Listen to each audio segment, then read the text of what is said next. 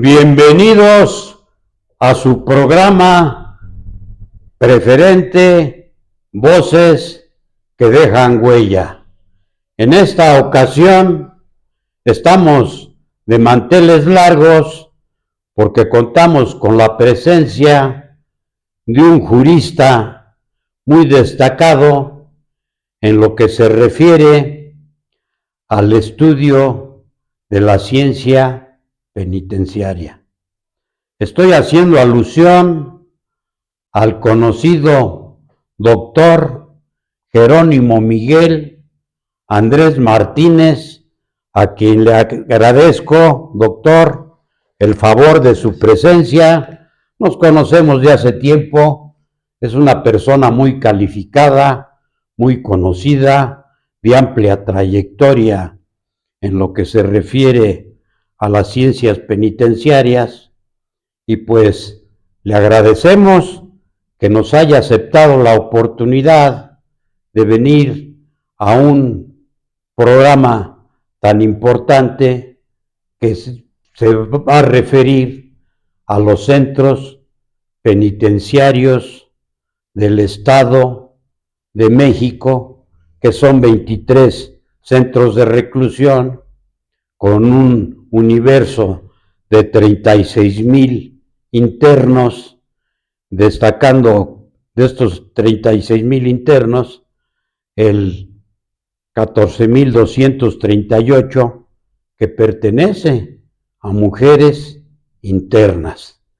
El doctor Jerónimo Miguel Andrés Martínez es especialista y maestro en Derecho Penal.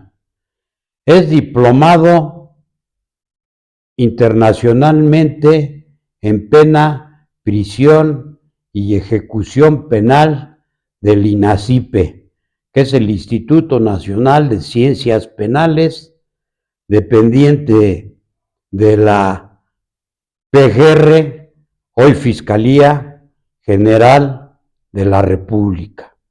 También es doctor en Ciencias Forenses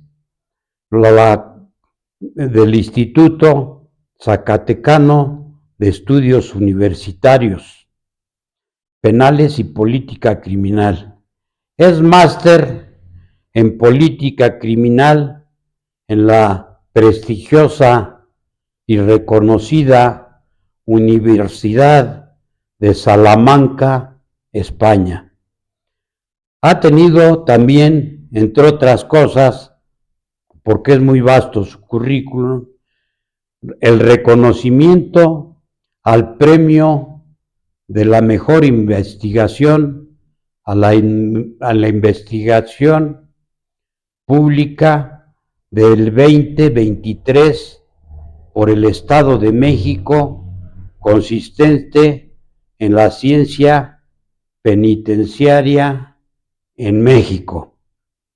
Y pues hoy nos va a hablar de los centros de reclusión, que son 23, de las posibles situaciones conflictivas que se presentan, que ya las vimos en días pasados a través de los medios de comunicación, que familiares de los internos y reclusos se han manifestado afuera de estos centros, quejándose de la mala administración y por supuesto de la tremenda corrupción que existe en estos centros penitenciarios que tenemos aquí cerquita, el de Almoloya de Juárez, que es muy conocido.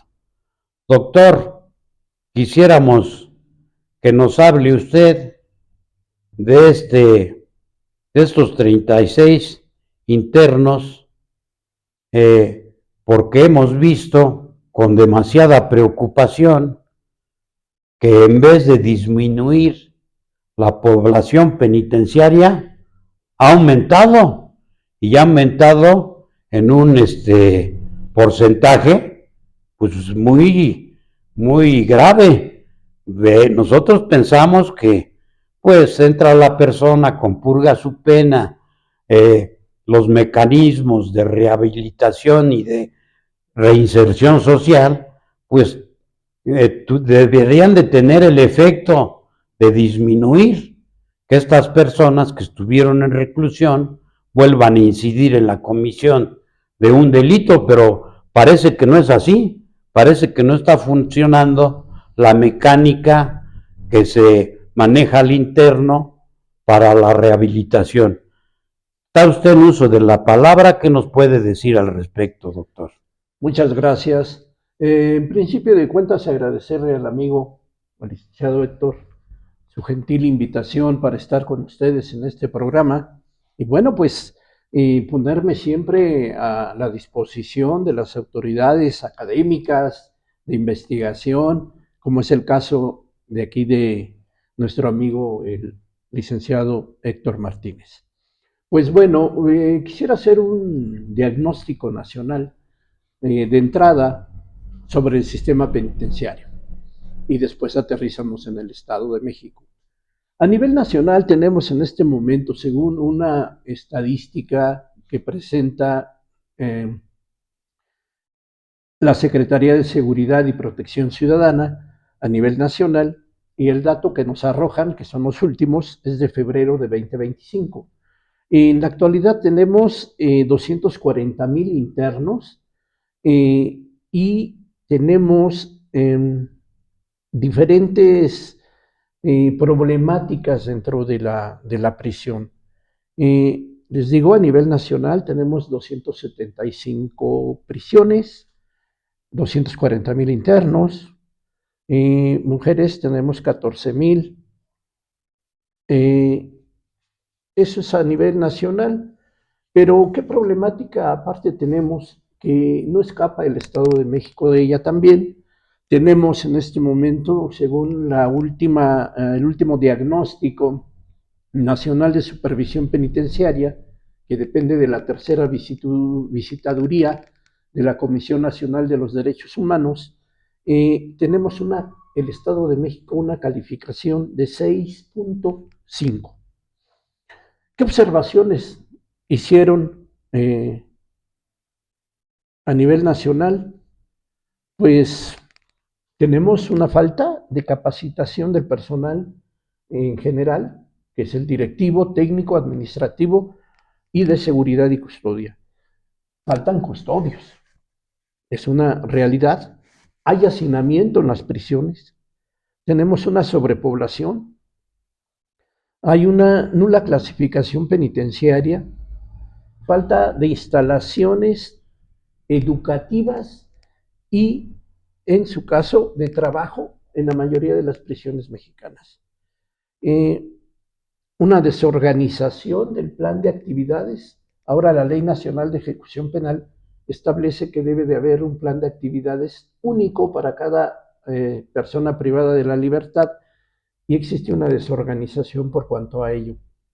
Es decir, el tiempo que está la persona privada de la libertad no tiene diseñado un plan de actividades adecuado y correcto para cubrir con los 5 ejes de la reinserción social que establece nuestro artículo 18 de la Constitución, que es el trabajo, la capacitación, la educación, el deporte, la salud, las actividades culturales y el respeto a los derechos humanos. También hay presencia de actividades ilícitas al interior. Estas observaciones que hace la CNDH, pues se encuentran en el diagnóstico 2024, que se emite el mes de marzo de cada año. Y esto es lo que observan en el Estado de México. También algo interesante que se me hace hasta contradictorio, dicen que hay presencia de actividades ilícitas al interior de los centros, pero también dan a entender que no hay autogobierno, que no hay cobros indebidos. Entonces, ¿en qué radican su observación de que hay presencia de actividades ilícitas? Si no hay autogobierno, no hay cobros indebidos, entonces no tienen por qué poner que hay presencia de actividades ilícitas, pero no señalan cuáles son. Es innegable que las recomendaciones que emite la CNDH cada año pues no son cumplidas en su totalidad por los estados involucrados. Un 6.5 a nuestro estado, pues yo creo que es una calificación baja. Y baja porque tenemos una sobrepoblación del 150%. Terminando con el diagnóstico nacional, podemos decir, según las autoridades tanto penitenciarias como de la Comisión Nacional de Derechos Humanos, nos hablan de que tenemos una población de adictos de un 60% en las prisiones mexicanas. También un estudio reciente de 2024 nos dice, elaborado por Elena Saola, nos dice que el 60% de las prisiones mexicanas padece de la figura del autogobierno. El autogobierno significa el control de las prisiones por parte de los internos. También hablan otros autores de que hay cogobierno, es decir, que mandan los dos. Yo mando en la puerta y tú mandas adentro. Así sucede. Así sucede. Y el primer estudio de autogobierno se hizo en el 2012 por Miguel Carbonell, el doctor, y hablaba de un 30%. De 12 años para acá, estamos hablando de que ya se duplicó el número de prisiones que está bajo los controles de los internos. El nivel de percepción de corrupción lo tiene el primer lugar el sistema penitenciario de la Ciudad de México. El segundo lugar lo tiene, desgraciadamente, porque no es para presumirse, el Estado de México. También podemos hablar de que hay una falta de formación y capacitación de personal penitenciario y también una mala alimentación. Ese es el diagnóstico nacional de supervisión penitenciaria. Ese es lo que quería comentarte, Héctor, respecto al diagnóstico nacional. Eso es lo que tenemos en este momento, a nivel nacional. Pues es muy preocupante la manifestación, desde luego bien documentada, que refieres de que ocupamos el segundo lugar. Primero la Ciudad de México y luego nosotros el segundo lugar en este rubro tan delicado, y pues sí nos preocupa, y pues nosotros quisiéramos que abundaras un poquito más y pues también nos dieras algunas alternativas de solución a estos números que no son agradables para nosotros y que son un estigma y que nos ponen en entredicho a nivel nacional. Es cierto. En el Estado de México, inclusive hay un desfase. La información no es exacta, obviamente porque cambian a diario, pueden llegar 20 y salen 10, o sale 1 y llegan 30, en fin, es variable. Pero este diagnóstico que nos dan los cuadernos de información penitenciaria de la Secretaría de Seguridad y Protección Ciudadana a nivel nacional, tenemos 35,000 internos, 36,000 en el Estado de México. Tenemos mujeres 2,350, tenemos 23 cerezos. La capacidad instalada de nuestras instituciones es de 14,500. Por consecuencia, la sobrepoblación es de 150%. 150% de sobrepoblación. Esto significa que donde una persona se duerme, ahora se están durmiendo 2,5 aproximadamente, ¿no? Por la sobrepoblación. Un ejemplo claro es Almoloya. Almoloya, que siempre en la década de los 70 del siglo pasado, pues fue un ejemplo de sistema penitenciario. Claro. Desde esas fechas, a nivel nacional e internacional, fue conocida como la prisión modelo. Aquí se creó el sistema progresivo técnico, la prisión abierta, la selección y capacitación del personal penitenciario, ya se dividió en directivo, técnico, administrativo y de seguridad y custodia. Aquí tuvimos a los grandes maestros en esa época, como el doctor Sergio García Ramírez, Antonio Sánchez Galindo, la argentina Hilda Marchiori, también el argentino Luis Marcó del Pont, mexicanos también como este Rodríguez Manzanera, Alfonso Quirós Cuarón, en tiempos del gobernador Juan Fernández Albarrán. En ese tiempo, pues el 25 de junio se inauguró de 1967 y se clausuró en definitiva nuestra cárcel central de Toluca, que teníamos aquí en la Avenida Juárez, e Instituto Literario. Entonces se cierra esa prisión y se abre Almoloya de Juárez, le llamaron Centro Penitenciario del Estado de México. Eso es lo que tuvimos y en esa época llegamos a ocupar el primer lugar en que la prisión cumpliera sus objetivos, que era la reinserción social. En ese tiempo readaptación social, porque el cambio de reinserción con readaptación se dio en el 2008 y ahora se llama reinserción social.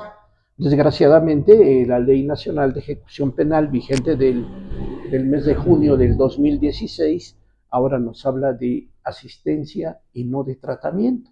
Si antes con tratamiento no los reinsertábamos, ahora con mayor razón, que ya no es una obligatoriedad para el personal penitenciario de las áreas técnicas el trabajar para disminuir o atemperar los niveles de reincidencia, que en ese tiempo, bueno, en esos tiempos llegamos a tener un 16% de reincidencia, pero ahora pues ya no se habla de ella. La reincidencia en nuestro país pues es diferente, es difícil, no se puede estudiar, hay reincidencia legal y criminológica. La reincidencia criminológica es cuando vuelve a cometer delitos la persona que salió de prisión, pero no son detenidos. Y la legal es cuando si son detenidos, si ya conforma un antecedente o un nivel de reincidencia.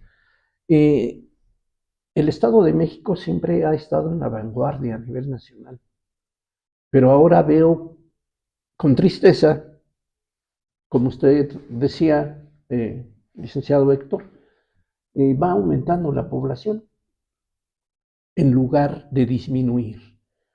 ¿Qué significa? Pues que tenemos un código penal represivo, un código penal máximo, y tenemos prisiones hasta de 70 años en el Estado de México.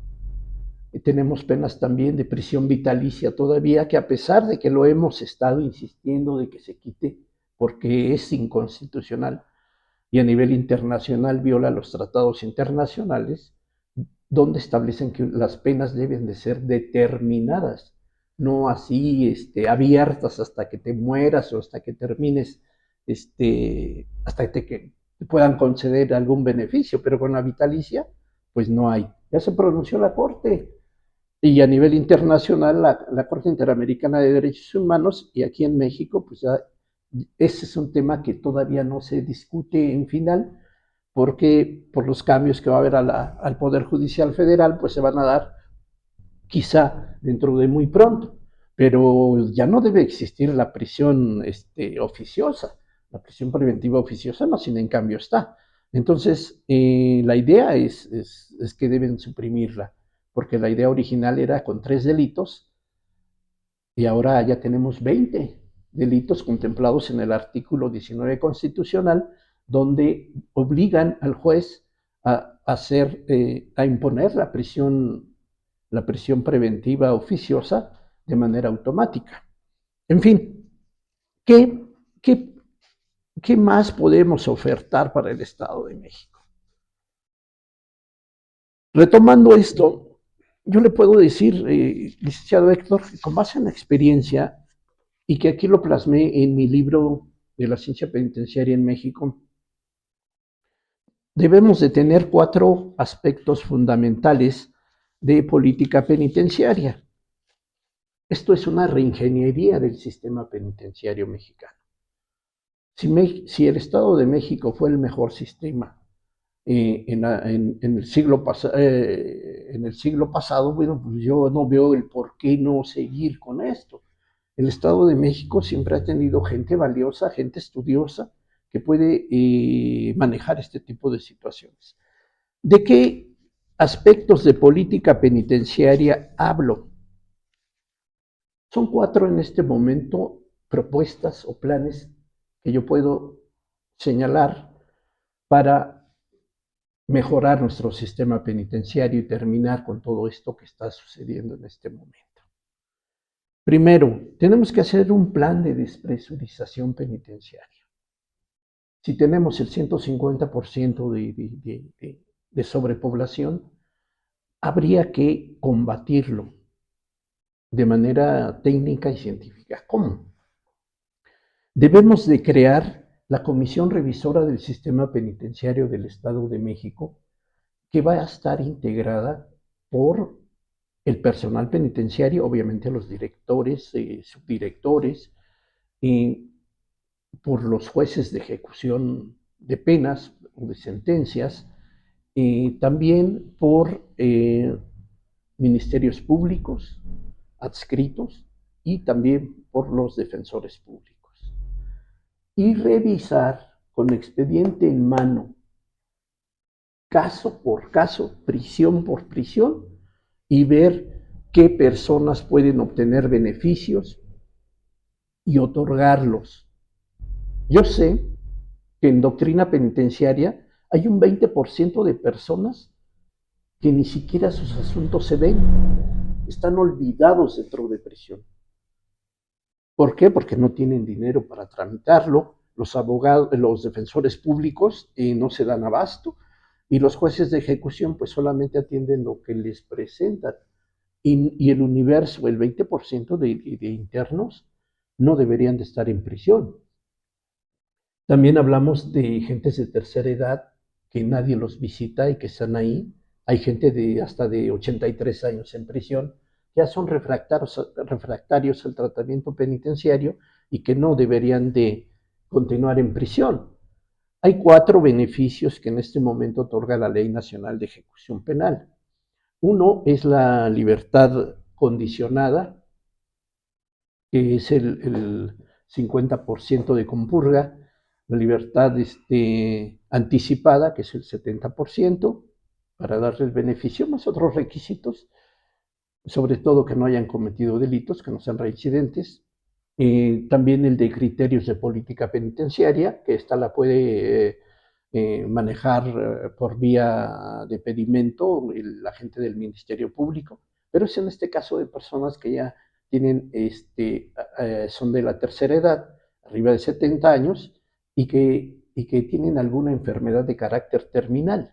Es decir, ya no podemos tenerlos en prisiones. Es cruel que tengamos ese tipo de gente. Con esta comisión revisora, mi querido licenciado Héctor, yo le aseguro que saldrían un aproximado entre 8 y 10,000 personas. Los costos de los internos son 1,500 pesos por interno diario y a nivel federal son 3,500. Entonces, esto hasta ayudaría para las finanzas económicas del gobierno del estado. Sí. 10,000 menos por 1,500, yo no sé sumar, pero es mucho dinero. Otro punto sería los traslados nacionales e internacionales de sentenciados. Esto es así, mire, por ejemplo, si tenemos internos de Chiapas, de Sonora, de Zacatecas o de Veracruz, pues hay que regresarlos a sus estados. Para eso hay convenios y el artículo 18 de la Constitución los establece. Hay convenios entre los estados y la federación y los estados. Hace unos días se hizo un traslado a centros federales. También hay que hacerlos a centros federales. Yo hace, ¿qué? En 96, 97, 98, hicimos un traslado de 120 y de 200 internos. Hace 3 días se hizo uno. Fueron 20 de un universo de 16,000, pues no es nada. No es nada. Efectivamente, sí se hace para descongestionar, pero últimamente se hace nada más con la finalidad de quitar grupos de interés que haya dentro de las prisiones, porque sí las hay. Como también hablamos del autogobierno, que sí existe en el Estado de México. Desde luego. A pesar de que digan que no es cierto, sí es cierto. Si hay autogobierno, lo vemos en... ¿Por qué? Porque hay mucha gente y sabemos del control que hay adentro, como en Bordo de Sochiaca, como en Ecatepec y como en Almoloya de Juárez. Este tipo de traslados también, por ejemplo, le llaman de repatriación. Podemos traer internos de mexicanos que estén en 22 países que tenemos convenio con esos países, entre México y ellos, y le llaman repatriación de reos. Podemos traer, pero también podemos sacar a todos los extranjeros que hay aquí en el país. Bueno, en el Estado de México también debe de haber, como españoles, por ejemplo, ¿no? De Estados Unidos. Bueno, otro punto, el segundo plan es de infraestructura penitenciaria. Debemos de crear la penitenciaría del Estado de México con características de CPS, de centros de prestación de servicios, como los que hicieron los 8 últimos ceferesos que se encuentran a nivel nacional y que son bajo ese programa, donde lo administrativo, incluida la cocina, ya depende de particulares, porque el problema de la cocina en las prisiones estatales es el más grave. ¿Por qué? Porque es un foco de interés. ¿Y quién guisa? Los internos. ¿Quién vende la comida en ocasiones? No digo que todos. Pues los internos. Y se constituyen después en restaurantes y es el control de la comida. Todo lo que entra a los centros a veces no es bien revisado. Podemos decir que a veces las sustancias prohibidas son porque ingresan por el área de aduanas en todo el abasto que entra a las prisiones. Y es mucho. Darle de comer, por ejemplo, en Almoloya a 4.500 internos, cuando tienen una capacidad para 1.500, pues es muy complicado. Y así como Almoloya, pues está Chalco, está Bordo, está Ecatepec, Barrientos, Tlalnepantla, Juan Fernández Albarrán, que se llama, y García Ramírez en Ecatepec, pues tienen un problema de sobrepoblación bastante amplio. Pero creando esa infraestructura penitenciaria y la creación de la penitenciaría bajo los estándares de casi alta seguridad, podemos tener un descongestionamiento de 2.500 internos más. Yo ya le estoy hablando de 12.000 internos que se pueden en un momento dado disminuir el nivel de sobrepoblación. Y con eso ya podemos entrarle a otros problemas que como son la certificación, que no hay en el país quien certifique las prisiones, como antes lo hacían con el Plan Mérida, ahora Plan Bicentenario, pero ya no va a ser el gobierno de Estados Unidos, porque ya lo señaló, no va a ser certificaciones. ¿Quién va a certificar ahora? Pues no hay instituciones. De hecho hemos trabajado para ver la posibilidad de certificar a los centros con la vasta experiencia que hay a nivel nacional de penitenciaristas, y por eso creamos el Colegio Mexicano de Penitenciaristas. Quiero decirle que soy el presidente del Colegio Mexicano de Penitenciaristas que creamos aquí en el Estado de México el 1 de diciembre de 2023. ¿Qué más? Podemos remodelar y ampliar los cerezos.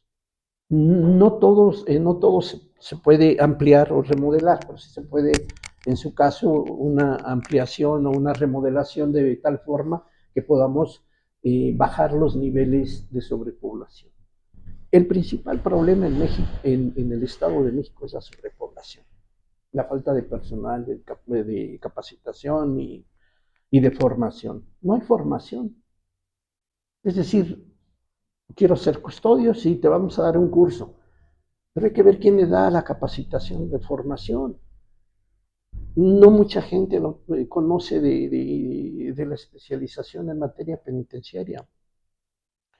Yo en 1990 creamos el proyecto de centros federales en el Instituto Nacional de Ciencias Penales y ahí le dimos capacitación al personal que iba a ingresar al CEFERESO número 1 que tenemos aquí en el Estado de México. Entonces, esos son los 2 puntos. El tercero, modernización del sistema de reinserción social. ¿Cómo lo vamos a lograr Con la implementación de actividades de trabajo y educativas. La misma CNDH dice que no tenemos forma o que son muy pocas, o que no hay lo de la educación penitenciaria y el trabajo. Entonces, ¿por qué los jueces de ejecución a veces niegan los beneficios a las personas que no van a la escuela o no van al trabajo si la institución no lo brinda?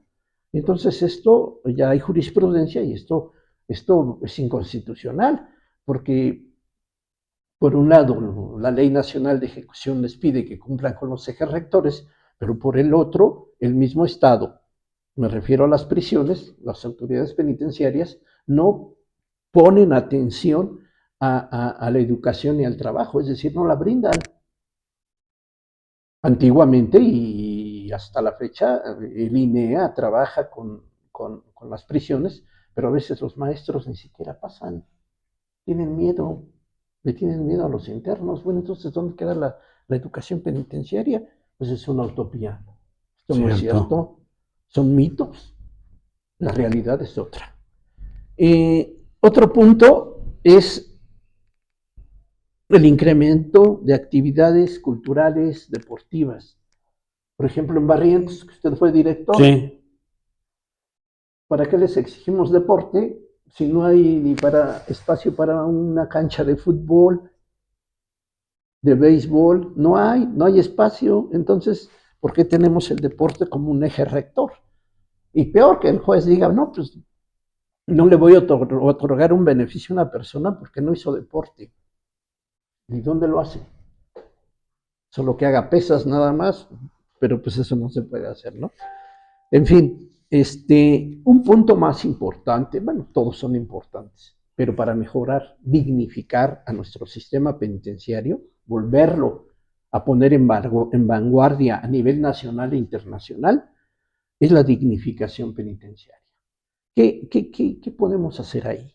Es incrementar el personal penitenciario y de adolescentes.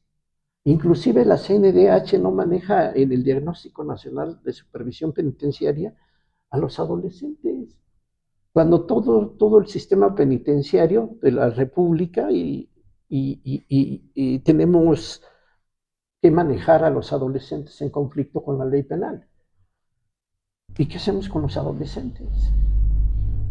Ahí es otro renglón también muy descuidado porque en teoría y según el 18 constitucional, ahí debemos de tener personal especializado en todas las áreas, desde el personal de seguridad y custodia, los directivos, los técnicos.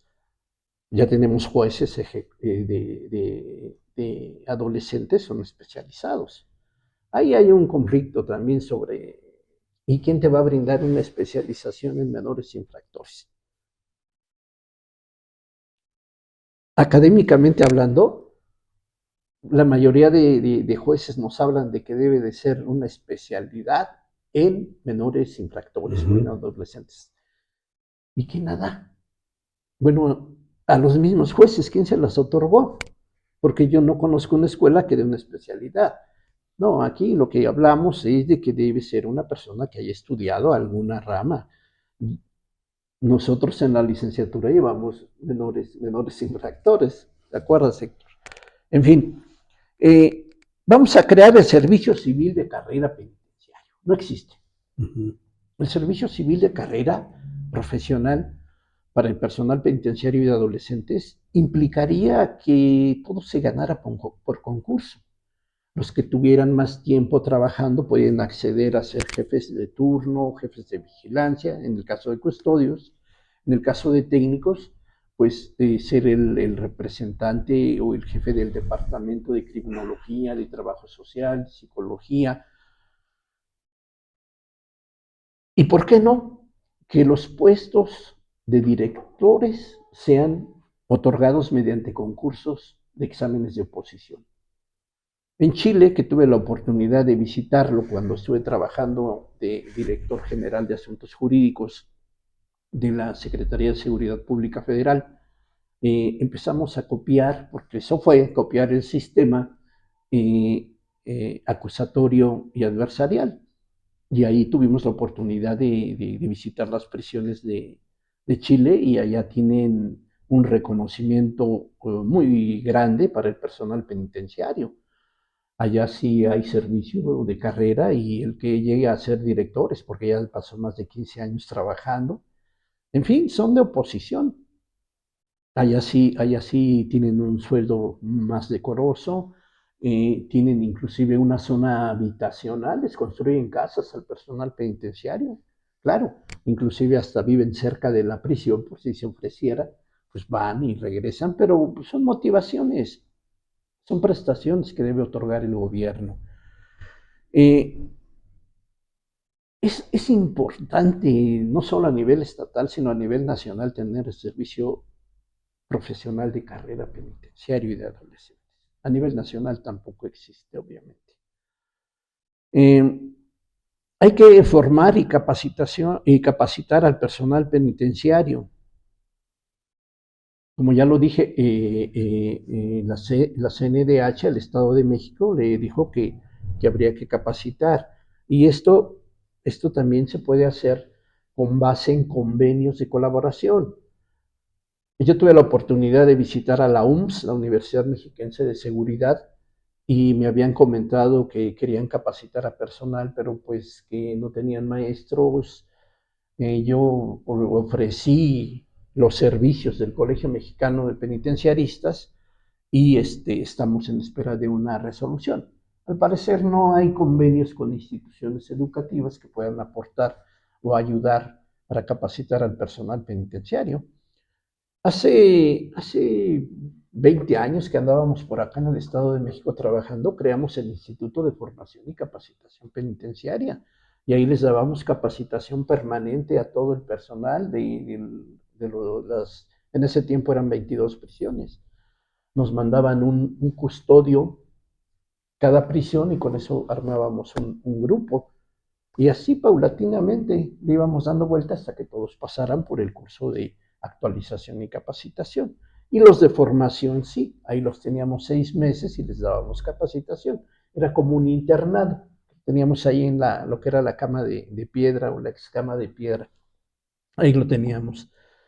Hay que profesionalizar al personal por medio de crear con las instituciones privadas o públicas la licenciatura en Derecho Penitenciario, la maestría y el doctorado en Ciencia Penitenciaria, porque la ciencia penitenciaria, que hablaré después, es lo óptimo en materia penitenciaria. Es como el personal que pasa por la etapa equívoca, la etapa empírica y la científica. Tenemos que llegar a lo científico. Sí se puede, ahí está. Ya lo hemos estudiado, lo hemos analizado y lo hemos hecho. ¿Es difícil? No es difícil. Cuando trabajé en la formación del personal penitenciario para ceferesos, pues también creamos después la Secretaría de Seguridad Pública Federal. La creamos. Todo el aspecto jurídico de reformas, adiciones, adecuaciones a leyes, eso lo hicimos a nivel nacional. Yo no le veo conflicto para que esto se eche a andar. El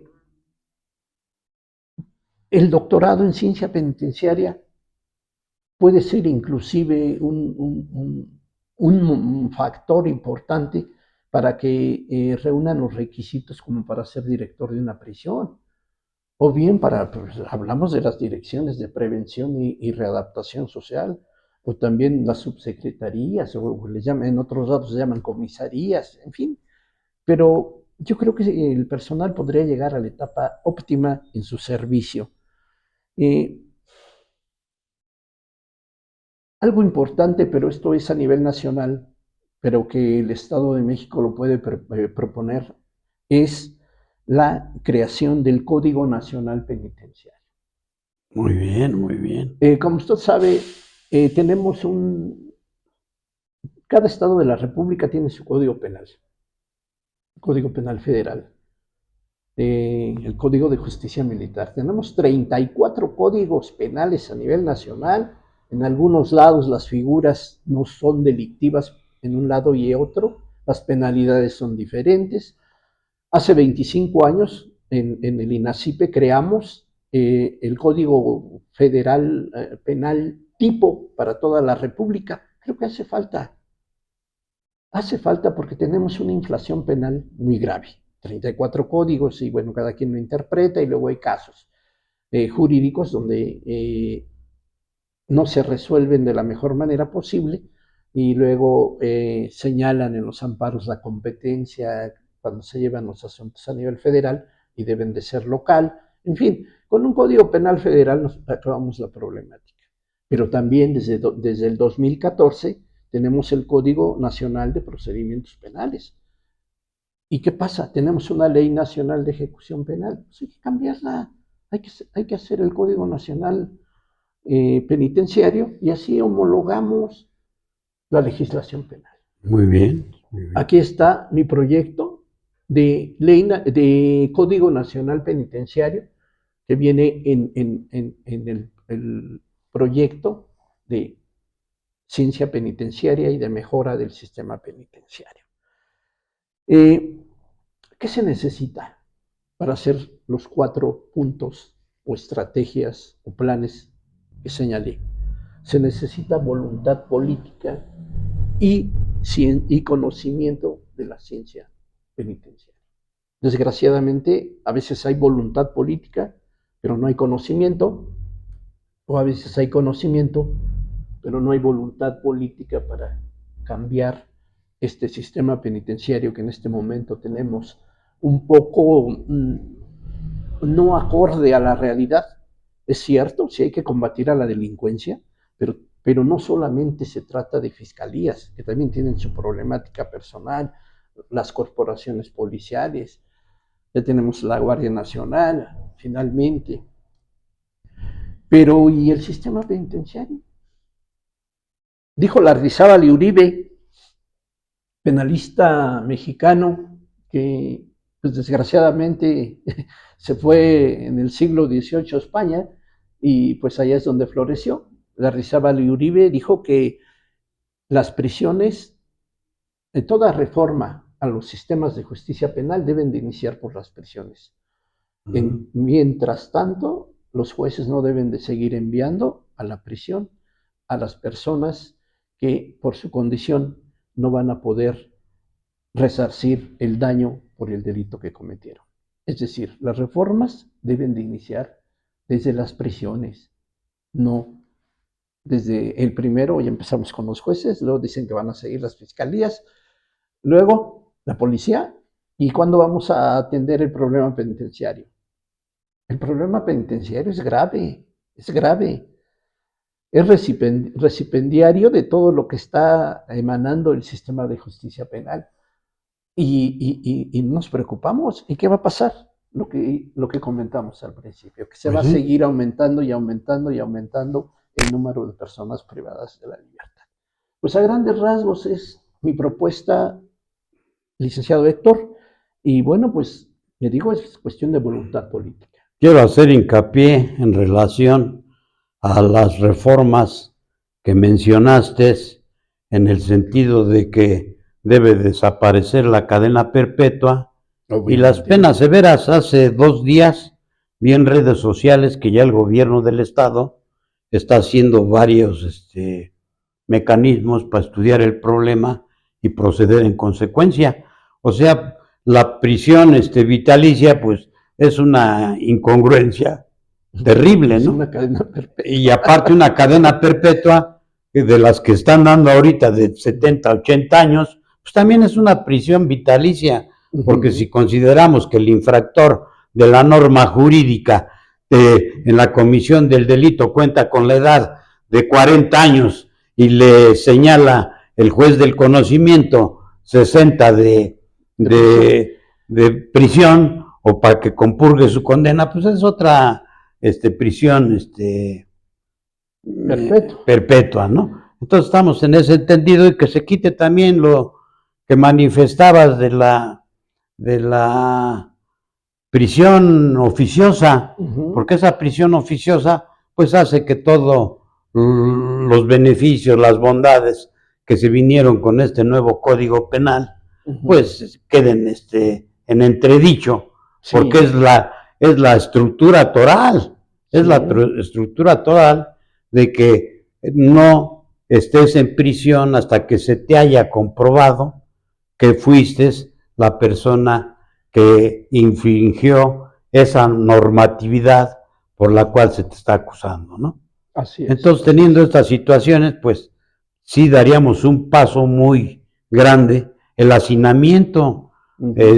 hay que despresurizar los penales, como acertadamente dices, pues habría un mayor rendimiento para la población que esté privada de la libertad, porque serían menos y serían más las atenciones, tanto médicas como sociales, pues de escuela, de todo lo que marca la ley que no se lleva a efecto.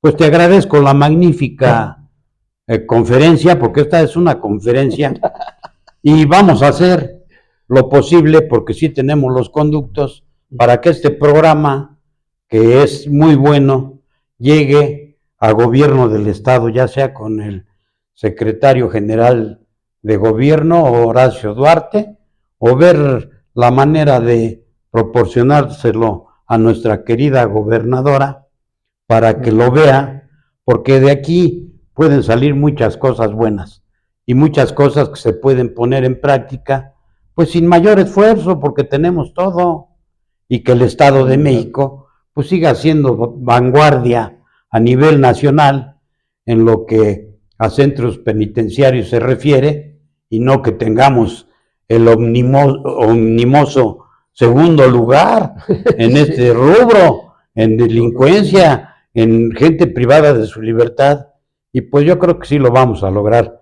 Jerónimo, nuevamente te agradezco tu conferencia, tu plática, el diálogo que tuvimos, porque eres una persona que tienes el conocimiento, que tienes los años de experiencia, que conoces profundamente la problemática, pero no nada más la conoces, tienes los mecanismos para resolverla, y pues estas puertas del programa Voces que Dejan Huella están abiertas para ti las veces que gustes venir. Gracias por tu presencia. Y agradecemos al auditorio que nos sigue puntualmente, y estamos a sus órdenes desde la Asociación de Abogados del municipio de Toluca, asociación civil con 40 años de estar instituida y ser la tercera en longevidad después del colegio y la barra de abogados. Gracias por su atención.